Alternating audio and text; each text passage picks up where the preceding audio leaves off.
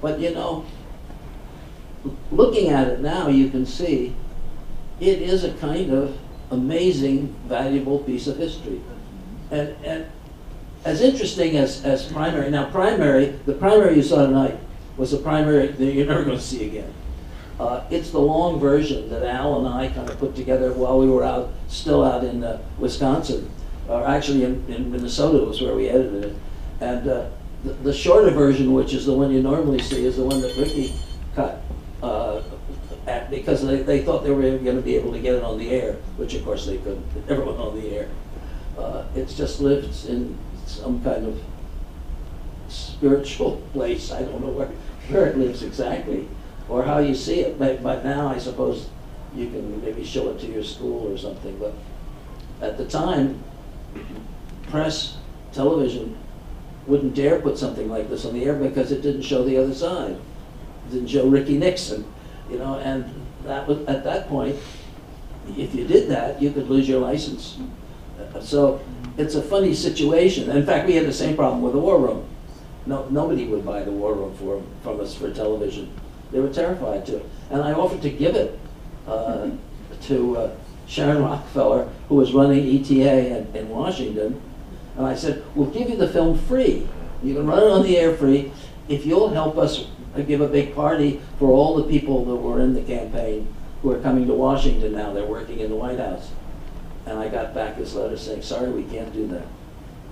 And then I got, about a month later, I got a letter saying, we made a mistake, we can do it, but it was too late. We already done something with it. But well, Penny, let me ask you about the timing, because I think the timing on Crisis is really fascinating, because yeah, you guys were filming in June of '63, I believe.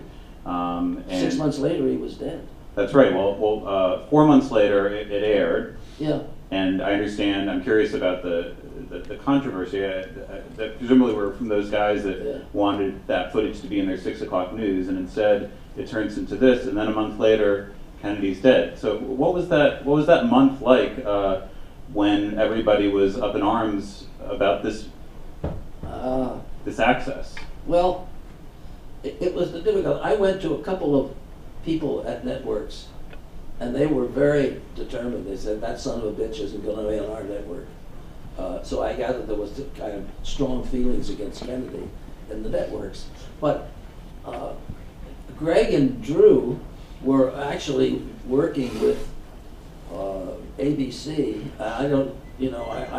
I had sort of severed myself by that time from the Drew thing, and I decided, I mean, this was kind of my swan song. And I was very worried that it would be somehow consigned to the who knows where. So I was very happy, and Greg and Drew and Ricky really saw it through till it was a completed film.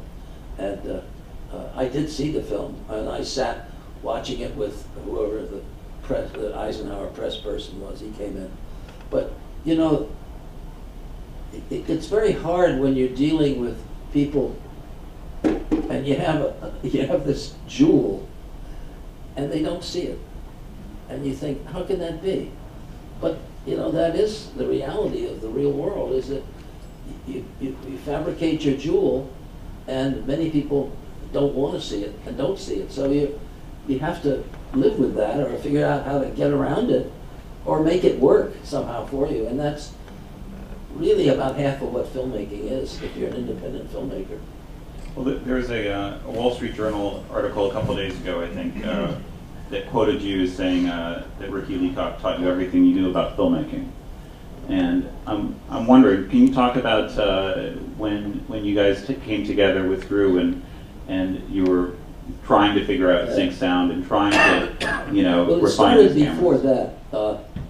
Before I was, I mean, I got a little mixed up in dates somehow. I can't remember where I was when, but I think I had a wind-up camera, Cine Special, and I think I'd even shot my 3-year-old daughter in the zoo with it, but I hadn't really made any films. And I was watching television one night, and Omnibus ran this film called Toby and the Tall Corn. by Richard Leacock. And I didn't know who he was.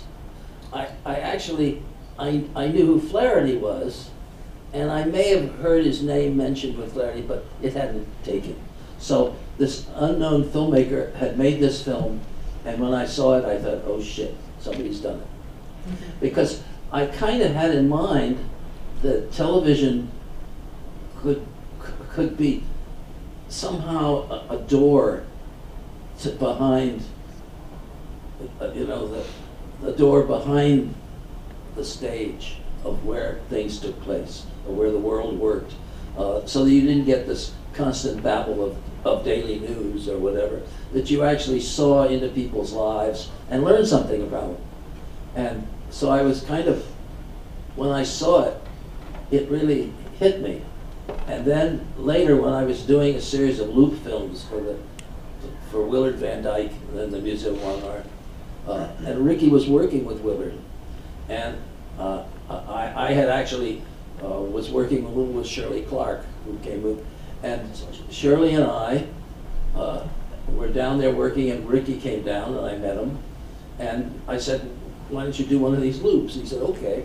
So he did one of the loop films, which later showed at the in Brussels, at the World's Fair in Brussels. They put them all around, and they were like 3-minute silent films that just repeated endlessly.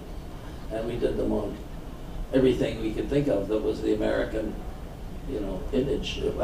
I mean, nobody gave us any rules or any pieces of paper with notes on them or anything, so we just ventured out and shot stuff. It was kind of very like Flaherty, and you know, I could see that this is what I wanted to do, and in Ricky, I saw somebody who'd done it. And that's, I mean, it must be like when you're doing a trapeze artist and you want to do it, the only thing that makes you do it is watching somebody really do it. And Ricky did it, you know.